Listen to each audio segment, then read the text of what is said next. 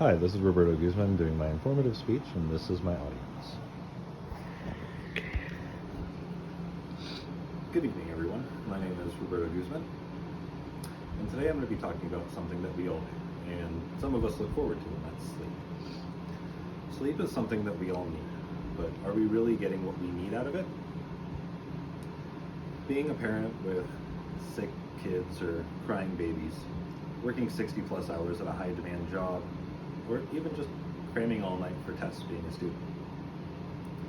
Poor sleep habits are something 1 in 3 adults struggle with according to the CDC. I know that I don't get enough sleep while I'm juggling all of my positions as an apprentice electrician, a full-time student, and a parent to an 18-month-old baby. Today, I'll be talking about the reasons why people don't get enough sleep, the benefits to getting that full night of rest, and the risks of not getting enough. Have you ever just been sitting on the couch, in bed, or at the end of the night with the thought of, it's been a long night. I need to take some time to myself and relax. Or feeling like this is the only time you have to yourself. So you take your time with it and possibly cut off a couple of hours of sleep because you want to enjoy some time to yourself. I know I do that. And in doing so, we're taking that sleep for granted and thinking we don't really need as much as we do. Well, that's the number one reported reason for poor sleep habits. But it's not the only one that affects those 1 in 3 people on a regular basis. Excessive use of caffeine and alcohol, ever-changing shifts in the workplace, sleep disorders and medical conditions, and the one that has kept 85% of people lying awake in their bed at least once, and that's stress. If we're unable to overcome those challenges that face us and get the amount of sleep that our body actually requires, there are a number of benefits. The benefits seem like they would be extremely beneficial based on the requirements, considering all that's actually required is a little extra sleep. But those challenges can be more difficult to overcome than just doing it. However, doing so can help with your day-to-day functions exponentially.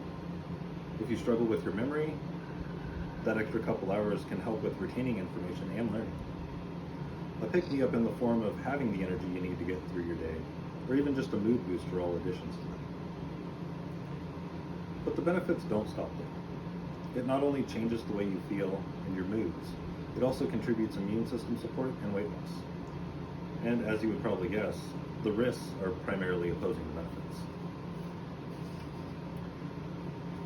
Aside from the opposite effects of the former mentioned benefits, such as weight gain, immune system suppression, decline in mood and energy, and trouble concentrating and remembering, depression has also been linked to poor sleep habits.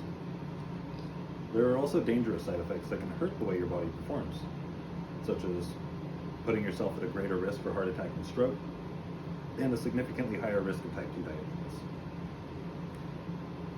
But not sleeping enough is not the only issue. For an adult, the goal for time slept per night is 7 to 9 hours. But oversleeping is also unhealthy. It can be linked to some of the same side effects, but the biggest worry for that is damage to the arteries. As we all know, sleep is one of those things that we all know we need, and usually taught from a very young age that we need to stay well rested. Regardless, some people still struggle with keeping a good sleep routine, regardless of the benefits and the risks.